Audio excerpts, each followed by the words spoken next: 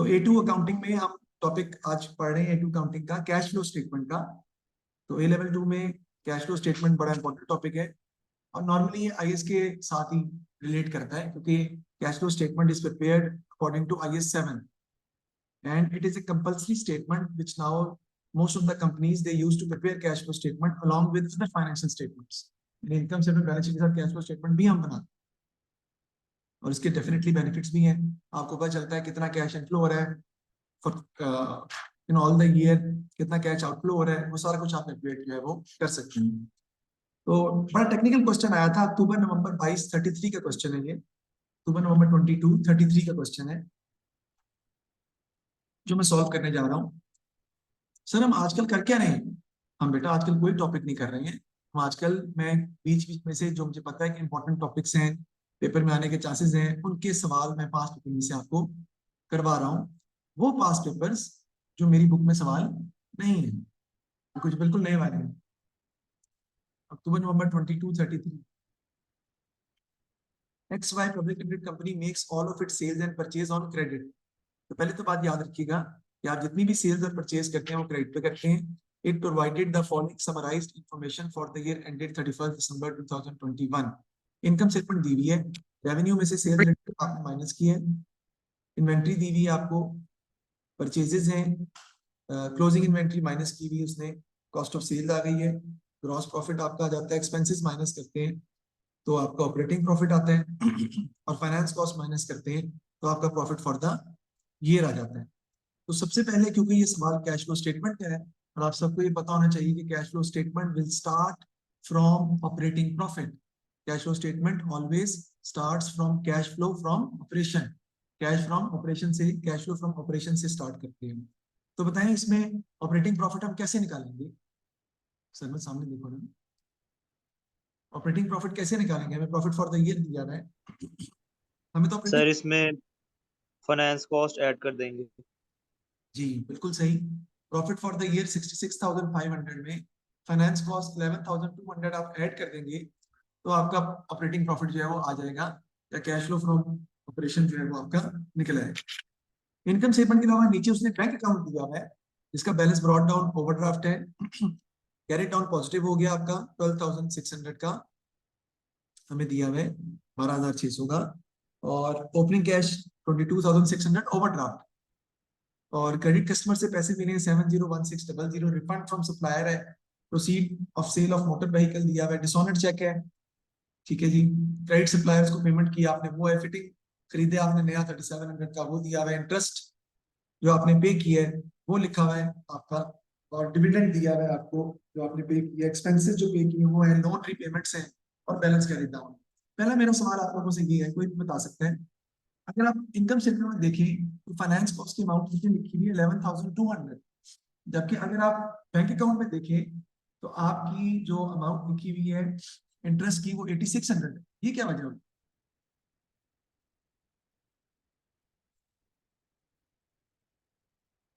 बिल्कुल सही है, 11,200 में हो सकता है कोई इंटरेस्ट ऐसा तो पेबल हो, ठीक है ना, एक्सपेंस फॉर द ईयर होता है ना वो तो 8600 का मतलब है जो आपने इस साल एक्सपेंस इंटरेस्ट पे की, इस 8600 में पिछले साल का भी हो सकता है, इस साल का भी हो सकता है, अगले साल का भी हो सकता है, that is cash flow. Income statement में रिकॉर्ड करते हैं income statement figure, chart for the year, ये कैश फिगर। आगे देखते हैं इनकम।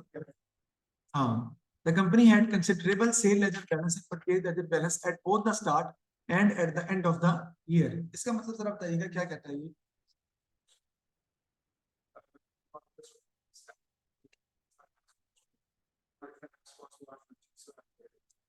आप थोड़ा सा फॉर्मेट अभी भूल गए हो, जब मैं भी करवाऊंगा तो फिर आपको याद रहेगा, फिर आपको इजीली समझ आएगा। इंटरेस्ट पेड ही आता है उसमें, तो वो पेड फिगर ही आनी है, कैश फिगर ही आनी है 8600, और वाली फिगर का ताल्लुक नहीं होगा जी। ये बता रहा है कि कंपनी के पास ट्रेड रिसीवेबल स्टार्ट में भी मौजूद है और ट्रेड रिसीवेबल एंड पे भी मौजूद है, और इसी तरह ट्रेड पेबल्स भी मौजूद है आपके पास स्टार्ट में भी और एंड पे भी। मैं जरा इस बात को थोड़ा और एक्सप्लेन करता हूँ। वो कहता है कि आपके पास सेल्स लेजर कंट्रोल अकाउंट के अंदर trade receivable eight the start वो भी दिए हुए ब्रॉट डाउन, और trade receivable at the end वो भी दिए हुए, ट्रेड रिसीवेबल बिगिनिंग और एंड के दिए हुए। इसी तरह परचेज लेजर बैलेंस के अंदर भी या परचेज लेजर कंट्रोल अकाउंट के अंदर भी जो आपका ब्रॉड डाउन और कैरी डाउन है, यानी trade payables eight the start वो भी हैं और trade payables at the end भी मौजूद हैं, लेकिन वो कितने कितने ये नहीं पता। क्या हमें कैश फ्लो स्टेटमेंट में ट्रेड रिसीवेबल स्टार्ट और एंड के चाहिए या ट्रेड पेबल स्टार्ट के चाहिए? जी चाहिए। वर्किंग कैपिटल चेंजेस के अंदर आपको पता है increase in trade receivable less होता है, decrease in trade receivable add होता है, इसी तरह ट्रेड पेबल में भी हम वर्किंग कैपिटल चेंजेस में यूज करते हैं इसको। आगे बात करते हैं, irrecoverable debt of 5000 had been written off during the year, तो बैड डेट्स में आपके fix fitting had net book value of 44000 at the start of the year and 40600 at the end of the year. Fitting की आपको book value दी है, start में 44000 है और and के अंदर जो है 40600 दी है। फिर कहते हैं जी expenses in the income statement included the depreciation charge on motor vehicle of 20,800, यानी depreciation जो motor vehicle की है उसने पहले बता दिया है, expenses में मौजूद है जो कि 20,800 की है, और balance on the accumulated depreciation of motor vehicle का जो depreciation का brought down है provision for depreciation वो 53,200 है और जो carried down है वो 66,800, और original cost of the motor vehicle sold during the year was 25,900। जो आपने मोटर व्हीकल बेचा है उसकी ओरिजिनल कॉस्ट 25,900 है, और बेटा बेचा आपने कितने का है, पैसे कितने आए हैं, मोटर व्हीकल को बेच के पैसे कितने आए हैं 17,600 डेबिट साइड पे बैंक अकाउंट के एंड पे आपको लिखा हुआ नजर आ रहा है। आगे देखते हैं जी, कहते हैं state 3 reason why business prepare statement of cash flow. तो statement of cash flow basically tells us that how much cash is coming into the business and how much cash is going out of the business. फिर we can also find out that what amount we require in the future, either we are going to go for a bank overdraft or we have to take a loan somewhere around after how many time, क्योंकि हमारा cash flow कितना आ रहा है उसको बताता है ना आपको। फ्यूचर में आपको कैश पोजीशन आपकी एक्चुअल कैश इस वक्त क्या है और फ्यूचर में आपको क्या जरूरत पड़ सकती है। फिर you will be able to know that how much cash is basically using for the investment purposes, how much cash we have used for the financing purposes, and how much cash is generated from operations। हाँ, इससे legal requirement under IAS 7, बिल्कुल सही, legal requirement under IAS 7 publish financial statements के अंदर ये शामिल है, आती है। आपको अदर फाइनेंशियल स्टेटमेंट के अलावा कैश फ्लो स्टेटमेंट भी बनानी पड़ती है। ठीक होगी जी बात। नेक्स्ट कहते हैं जी prepare the statement of cash flow और of X Y limited for the year ended 31 December in accordance with IAS 7 के तहत बनानी है, और कितने नंबर है 22 मार्क्स उसने इकट्ठे ही दे दी, यानी जिस बच्चे को आता हो वो ले ले नंबर और जिसको नहीं दिया ही नहीं, जिसको नहीं आता हो वो जो है मुश्किल में पड़ जाएगा। तो हम करते हैं सवाल को सॉल्व शुरू करना। यहाँ पे हम लिखेंगे सबसे पहले जी कैश फ्लो स्टेटमेंट, और इधर आपका आ जाएगा जी डॉलर के साइन, और स्टार्ट हम इसको किससे करते हैं जैसे कि मैंने जिक्र किया था,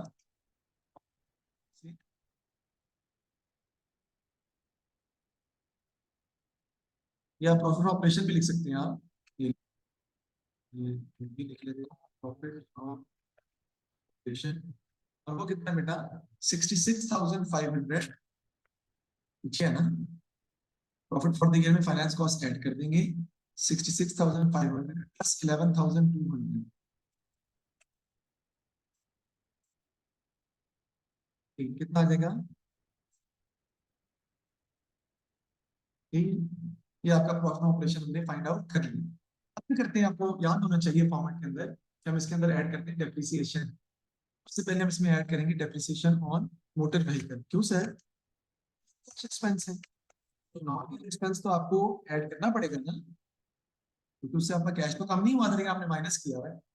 डेप्रिसिएशन ऑन मोटर व्हीकल में कितना दिया हुआ है देखते हैं, वो आपने दिया है आपके पास डेप्रिसिएशन ऑन मोटर व्हीकल ये दिया हुआ है 20,800, हम यहाँ पर add depreciation on motor vehicle की अमाउंट में लिख देंगे। फिर इसमें ऐड करेंगे आप डेप्रिसिएशन ऑन फिटिंग्स,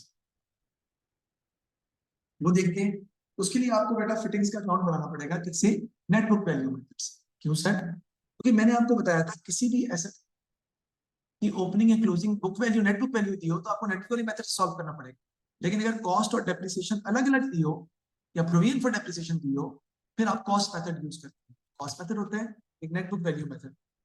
फिटिंग्स अगर हम देखें उसकी हम सवाल सॉल्व करें तो 44,000 ब्रॉट डाउन एडिशन कितना आपका हो जाएगा नेट बुक वैल्यू से 3700, और एंडिंग बेचा तो आपने नहीं है ना, तो एंडिंग कितना हो जाएगा आपके पास 40,600।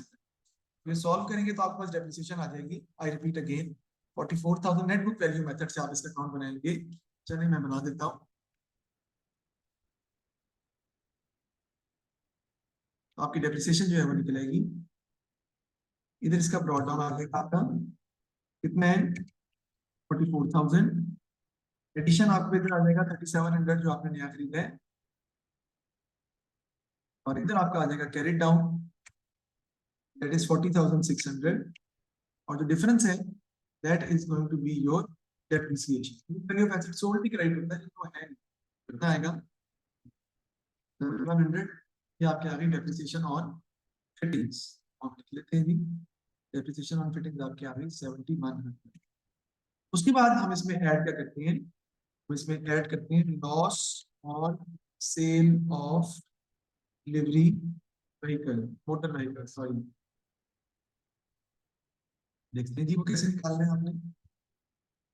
लॉस 17,600 उसकी दी हुई है जो बेच के आपको पैसे आ रहे हैं, यानी एसेट को बेच के 17,600 आ रहे हैं। और जो एसेट आपने सेल किया है, अगर आप उसकी कॉस्ट देखें तो वो कितनी है, the original cost of the motor vehicle which has been sold out, उसकी कॉस्ट है 25,900। तो सर इसे कंपेयर करेंगे, नहीं, मुझे इसकी चाहिए बेटा बुक वैल्यू, फिर कंपेयर होगा। यहाँ तो हम फंस गए।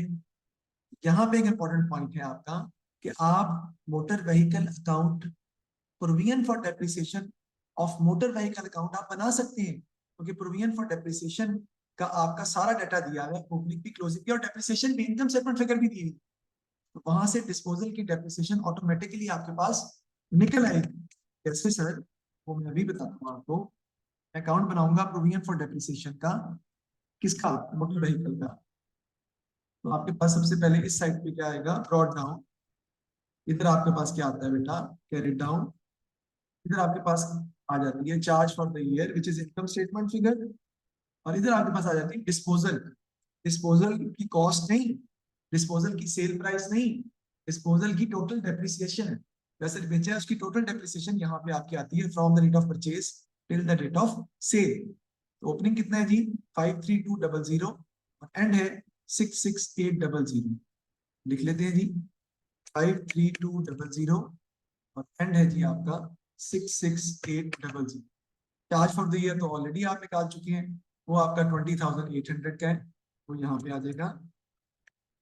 और हम इन दोनों साइड्स का डिफरेंस ले लेंगे, तो आपके पास ऑटोमेटिकली डेप्रिसिएशन आ जाएगी उस एसेट की जो आपने सेल किया है। ये कितना आता है 74,000, 74,000, और डिस्पोजल की डेप्रिसिएशन कितनी आ जाएगी जी 7,200। अब ये सिर्फ इसकी कॉस्ट हमारे पास कितनी है, अगर आप देखें ओरिजिनल कॉस्ट जो एसेट बेचा है उसकी कॉस्ट है 25,900, उस पर अब तक डेप्रिसिएशन कितनी हो चुकी है 7,200 माइनस कर दें तो उसकी बुक वैल्यू आ जाएगी ठीक 12,700, और आपने बेटा उसको बेचा कितने का है 17,600 का, ये लिखा हुआ है proceed from sale of motor vehicle. उसके साथ आप इसको कंपेयर कर लेंगे तो आपके पास ऑटोमेटिकली लॉस आ जाएगा कितना 1,100 का लॉस। वो loss on sale of motor vehicle आप यहाँ पे क्या कर देंगे, एड बैक ही होना है, तो आपने वहां पे इसको ऐड कर दिया है। ठीक है जी, इंटरेस्ट पेड आपने माइनस करना है, वो ठीक है, हम बाद में उसको डिस्कस करते हैं, और हम उसको माइनस भी करेंगे। इंटरेस्ट पेड ये वाली अमाउंट आएगी ना आपकी 8,600। इसके बाद आपकी जो फिगर आती है वो आती है वर्किंग कैपिटल चेंजेस, वो आपको रिकॉर्ड करनी है ना। तो वर्किंग कैपिटल चेंजेस जो है वो हमारे क्या आ रहे हैं, तो ये वो सबसे इंपॉर्टेंट पॉइंट है जिसकी वजह से ये सवाल मुश्किल है। मैंने जब सवाल देखा, मैंने भी देखा सवाल कुछ सब पहले, तो मैंने जब सवाल देखा तो मैंने कहा यार ये सवाल सारा जो है मैंने देख लिया, और मैंने कहा यार ये वाला पॉइंट समझ नहीं आ रहा। तो जैसे ही मैंने थोड़ा गौर किया तो मुझे पॉइंट क्लिक कर गया, but it it almost took me at least two minutes, ठीक है ना, to understand that particular point. तो देखिए, आपको ये पता है कि आपको सबसे पहले हमें क्या चाहिए, इन्वेंट्रीज में चेंज, ट्रेड रिसीवेबल्स में वर्किंग कैपिटल चेंजेस है ना, और ट्रेड पेबल्स। तो इन्वेंट्री में देखें चेंज कितना आ रहा है, वो तो हमारे पास मौजूद है। इन्वेंट्री ओपनिंग 40,100 की थी, अब कितनी हो गई है 50,000। इन्वेंट्री क्या होगी, इंक्रीज। इंक्रीज इन इन्वेंट्री का मतलब है हमने खरीदी इन्वेंट्री, कैश क्या होगा आउटफ्लो, ये क्या हो जाएगा, लेस हो जाएगा। इंक्रीज इन इन्वेंट्री कितने से, 9900 से। मैं यहाँ पे लेट्स कर दूंगा, इंक्रीज इन इन्वेंट्री लेस हो जाएगी 9900 से, ठीक है। अब बात आती है किसकी, ट्रेड रिसीवेबल और ट्रेड पेबल। मसला ये है कि ट्रेड रिसीवेबल और ट्रेड पेबल तो मुझे पता ही नहीं है, ओपनिंग और क्लोजिंग, लेकिन उसने क्या है जरूर, पता नहीं है। हम क्या बनाएंगे बेटा, SLCA और TLCA बनाकर, because we don't need opening trade receivable or closing trade receivable, we need change in trade receivable। इधर चेंज जो आ रहा है वो क्या है, वो डी इंक्रीज है डिक्रीज है क्या है। हम अकाउंट बनाते हैं और मैं खुद सिखा देगा, और आपको कैसे पता चला कि इस अकाउंट से, मुझे ये पता था कि इस अकाउंट में ये चीज जो है स्टार्ट होते हैं और फिर कैरी डाउन है ये trade receivable at the end, तो पता है ना। अब बाकी अमाउंट में यहाँ पे लिखूंगा, सबसे पहले यहाँ पे क्या आपकी आएगी बेटा, क्रेडिट सेल्स। उसने क्वेश्चन में ऑलरेडी बताया है, आप देख लें, सारी सेल्स क्रेडिट पे ही है परचेज। इसका मतलब ये जो सेल्स दी हुई रेवेन्यू ये क्रेडिट पे है, कितना 722500, इधर ही आएगा ना, ना तो आपको भी पता है, ठीक है जी। फिर यहाँ पे आपका आ जाता है जी, कैश रिसीव या check receive from paid receivable, जो पैसे मिले आपको, तो आपके आ जाते हैं बैंक फिगर। बैंक फिगर से पता चलेगी आपको क्रेडिट कस्टमर से कितने पैसे मिले आपको, 701600, वो लिख लूंगा जी मैं, 701600। उसके बाद क्रेडिट चेक पे और क्या आएगा बेटा, सेल्स रिटर्न, दी हुई है ना सेल्स रिटर्न, सर आपको कहाँ से मिली बेटा, ये इनकम स्टेटमेंट में दी हुई है सेल्स रिटर्न 12,100 की, भी आनी है आपकी। उसके बाद क्या आएगा आपका जी, बैड डेट्स, भी दिए हुए हैं ना क्वेश्चन में, 5,000 के, वो भी आने हैं सारी बात, क्योंकि बैड डेट्स क्वेश्चन में दिए हुए।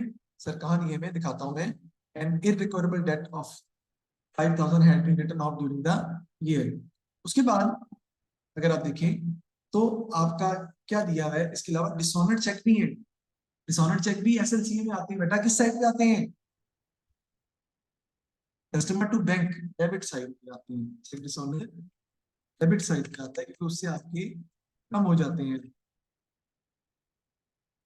ट्रेड रिसीवेबल बढ़ जाते हैं, क्योंकि आपने दोबारा पैसे ले लिए। डिसऑनर कितने का है, 4100। ओके हो गया जी। अब मेरे पास ब्रॉड डाउन कैरी डाउन नहीं है सिर्फ, बाकी तो मैं बना चुका हूँ। अब इन दोनों में चेंज हमारे पास आ जाएगा, कैसे, साइड कौन सी आपको बड़ी नजर आ रही है, डेबिट साइड बड़ी नजर आ रही है, ठीक है। तो डेबिट साइड का टोटल करके क्रेडिट साइड माइनस कर दें, देखिए पॉजिटिव आ रहा है नेगेटिव आ रहा है, जो भी आ रहा है।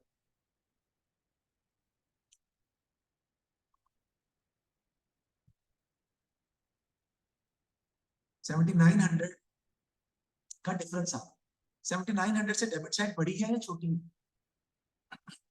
बड़ी।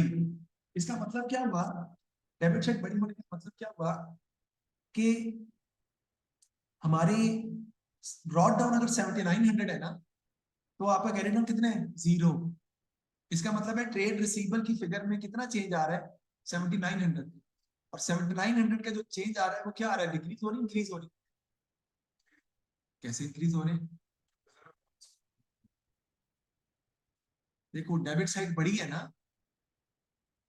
डेबिट साइड बड़ी है, तो डिक्रीज हो रहे हैं ट्रेड, कम हो रहे हैं। देखो डेबिट साइड बड़ी है ना, कितने से, 7900 ज्यादा है यहाँ पे, और यहाँ 7900 क्या है, कम है। इसका मतलब है कि यहाँ पे अमाउंट 7900 के अगर मैं लिख देता हूँ, तो यहाँ 0 आ जाएगी ना,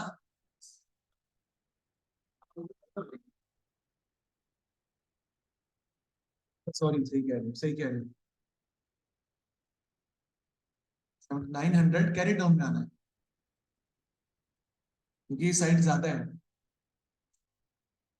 तो यहाँ पे हम कैरी डाउन लिखेंगे 7900, यानी चेंज ये आ रहा है कि आपका ब्रॉड डाउन जितना भी है आपका क्रेडिट डाउन से 100 ज्यादा है। तो ट्रेड रिसीवेबल इंक्रीज हो रहे हैं 7900 से, इंक्रीज हो रहे हैं trade receivable.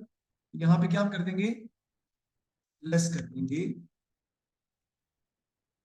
Increase in trade receivable. ये पॉइंट सबसे मुश्किल था, जो कि बच्चों को निकालना बहुत मुश्किल हुआ, वो इसको सही तरीके से अंडरस्टैंड नहीं कर सके 7900 से। अब इसी तरह बनाना पड़ेगा आपको, क्या बना, पीएलसी बना लेते हैं। तो पीएलसी ये डेवलप करेंगे अब, वो भी हमारा बन जाएगा आसानी के साथ। अब पीएलसी में क्या क्या चीजें आएंगी, एक तो ब्रॉड डाउन कैरी डाउन तो पता ही आता ही है, रिफंड फ्रॉम क्रेडिट सप्लायर, बल्कि क्रेडिट परचेज पहले देख लेते हैं, सारी परचेज उसने क्या क्रेडिट में है, 426800 क्रेडिट परचेज किस साइड पे आ जाएंगी, साइड पे आएंगी ना, 426800। इधर आपकी आ जाती है क्या बोला, पेमेंट, पेमेंट कितनी है जी हमारी, payment to supplier, credit suppliers को पेमेंट आपने की है 431700, तो यहाँ पे लिख लेते हैं 431700। फिर आपकी इस साइड पे आएगी, सॉरी रिफंड है, refund, refund from credit supplier, वापस आए पैसे, क्रेडिट सप्लायर हमारे क्या होगी, क्रेडिट होगी, सेट पे आएगा ना रिफंड। फिर वो क्यों, अच्छा बेटा रिफंड फ्रॉम क्रेडिट सप्लायर का मतलब क्या है, क्रेडिट सप्लायर हमें पैसे दे रहे हैं, ज्यादा पे कर दिए तो एंट्री क्या है, बैंक डेबिट, और trade payable credit, trade payable credit हो रही है ना बैंक की वजह से, तभी तो बैंक डेबिट हो रहा है, ज्यादा हो रहा है, क्योंकि ट्रेड पेबल इंक्रीज करते हैं ना, हमने पेमेंट की थी उसने वापस कर दिया, ज्यादा पे कर दिया हमने ना इस पॉइंट से। नहीं असल बात है कि ट्रेड पेबल इंक्रीज नहीं हो रहे, जो ट्रेड पेबल हमने डिक्रीज किए थे ना, हाँ वो इंक्रीज हो रहे, रिवर्स तो ऐसे है, उनको रिवर्स कर। अच्छा आगे देखते हैं, और और तो मैं कुछ नहीं है, एक अमाउंट और इधर आनी चाहिए, क्रेडिट सप्लायर्स हो गया, रिफंड,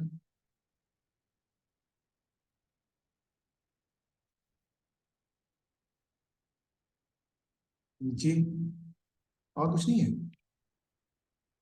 चलिए ठीक है, टोटल करें, साइड कौन सी बड़ी आ रही है, डेबिट साइड ही बड़ी है दोबारा, इधर ही, सॉरी इधर से करना पड़ेगा आपको, इस साइड पे, इस साइड पे नहीं आ रहा अमाउंट आनी, अमाउंट जो है वो अगर डेबिट से बड़ी है तो ब्रॉड डाउन में आना पड़ेगा इधर, ये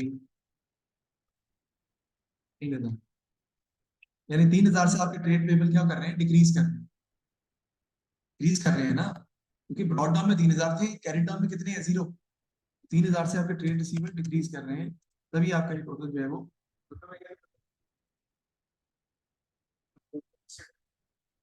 नहीं ट्रेड पेबल का ब्रॉड डाउन तो होता ही इधर ही है, हाँ नॉर्मल लाइबिलिटी है ना, इसका नॉर्मल बैलेंस उधर आ रहा है, तो डिक्रीज इन ट्रेड पेबल का मतलब है कि हम पेमेंट कर रहे हैं, पेमेंट कर रहे हैं तो वो भी लेस ही होंगे,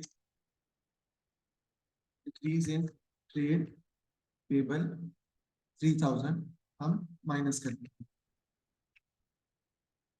ठीक है जी। बस इसको अब टैली करके देखें क्या आ रहा है आंसर इसका, नेट इफेक्ट इसका आगे ले जाएंगे हम।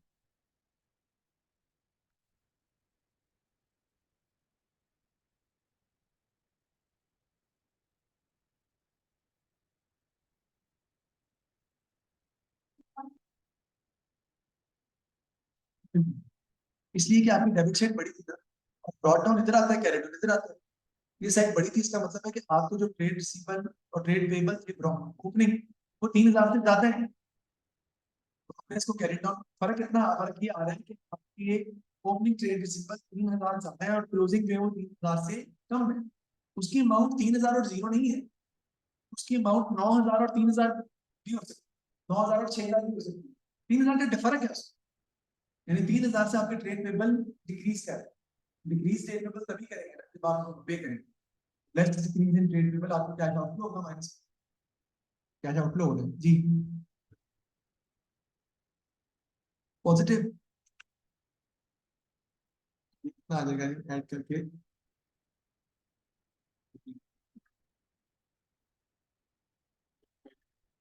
8900। इसमें से बेटा हम लेस कर देंगे इंटरेस्ट चार्जेस, फाइनेंस कॉस्ट पे किया आपने सबने, वो हमें दी 8600 की है, वो माइनस कर देंगे। तो आपके पास cash flow from operating activities निकला है। मैं इसको ब्रैकेट डाल देता हूँ, अच्छी बात है ना, प्रॉब्लम ना हो। जी 77,300 ये आपका आ गया जी कैश फ्लो फ्रॉम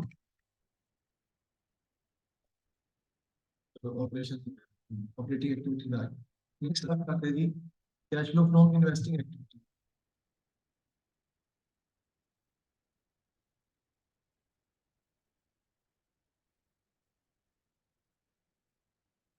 इसमें हम देखते हैं कि हमारा क्या आएगा। एक तो proceed from sale of motor vehicle से आ रहे हैं ना, उससे आपके proceed from sale of motor vehicle, और वो कितनी थी हमारी थी 17,600। और एक हमने परचेज की है फिटिंग्स, परचेज ऑफ फिटिंग्स 3700 की है, वो आउटफ्लो होगा आपका। तो ये कहाँ लिखे हैं? दिखा देता हूँ, इंटरेस्ट भी दिखा देता हूँ। इंटरेस्ट हम जो पे कर रहे हैं एक्चुअली तौर पे, वो कितना इंटरेस्ट पेड 8600 का, वही मैंने वहां से माइनस किया है। इनकम स्टेटमेंट फिगर नहीं आएगी, इंटरेस्ट पेड आएगा। और जो आप देख रहे हैं कि हमने जो परचेज किया है फिटिंग्स, वो ये लिखा हुआ है, फिटिंग्स परचेज किया आपने 3700 की, तो वो भी बैंक से आपका आउटफ्लो ही हो रहा है। आगे देखते हैं हम इसका नेट इफेक्ट बन जाएगा cash flow from investing activities 13,900। Next आपका आ जाता है जी cash flow from financing activities.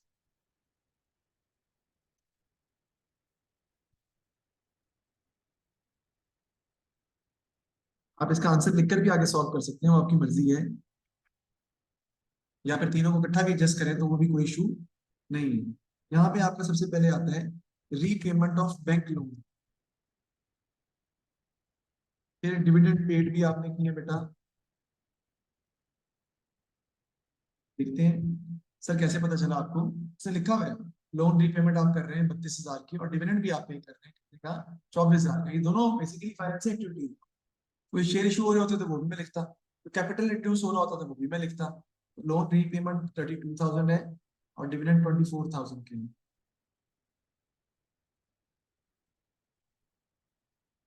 32,000, हाँ जी, और 24,000, ये नेट इफेक्ट इसका आगे चले जाएगा। और कैश आउटफ्लो है, कितना आ जाएगा 56,000 का नेगेटिव। जी देखिए जी आप, हमारा net cash flow from net cash आपका निकल आएगा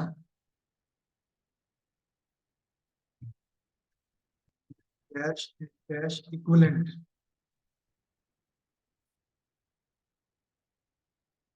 जी 35,200। इसमें हम नेट आ गया ना, इसमें हम ऐड कर देते हैं cash cash equivalent eight the start.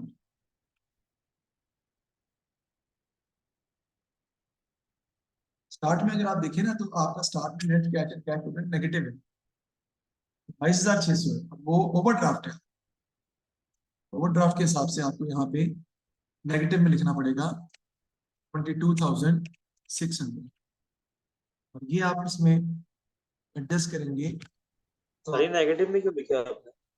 Overdraft था ना, इसलिए चलो तो आ जाएगा cash and cash equivalent at the end, निकल आएगा कितना 12,600, 12,600। ठीक है जी, हम देख भी लेते हैं, हमारा 12,600 ही आ रहा है और पॉजिटिव आ रहा है 12,600। ठीक है जी, तो 12,600 हमने पॉजिटिव निकाल दिया। 35,200 हमारा नेट कैश आ रहा था, 22,600 कैश एंड कैश में स्टार्ट था। हाँ जी, कैश फ्लो स्टेटमेंट चेक तो हो जाती है ना, तो ओपनिंग क्लोजिंग कैश आपस में वो टैली करता है। दूसरी बात ये है कि इसमें बस असल में इसमें पॉइंट तो कोई भी मुश्किल नहीं था।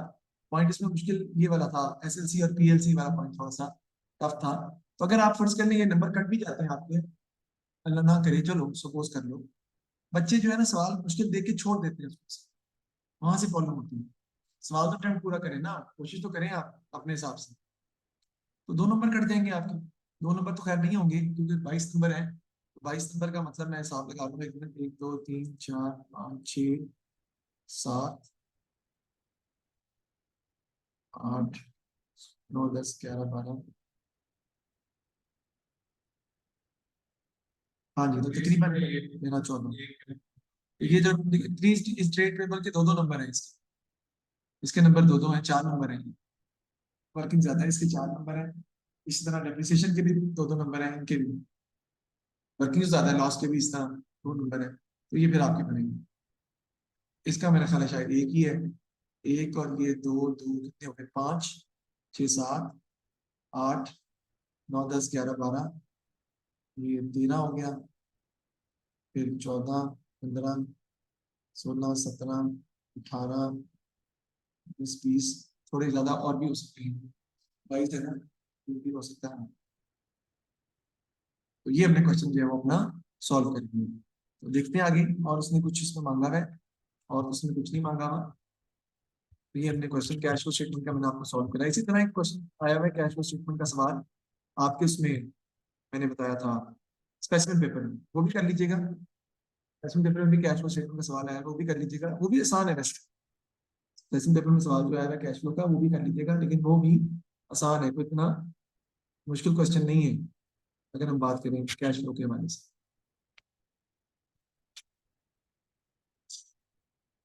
फिर इसका मैंने एनपीओ का सवाल जो है वो करवाया था, ये बिजनेस परचेज का सवाल है।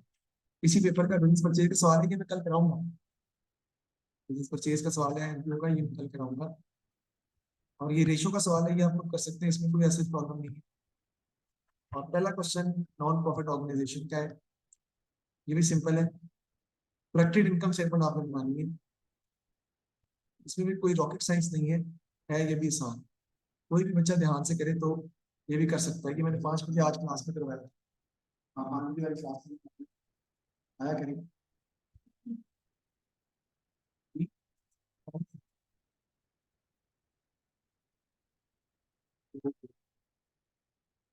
हाँ जी, ठीक है जी। Any question?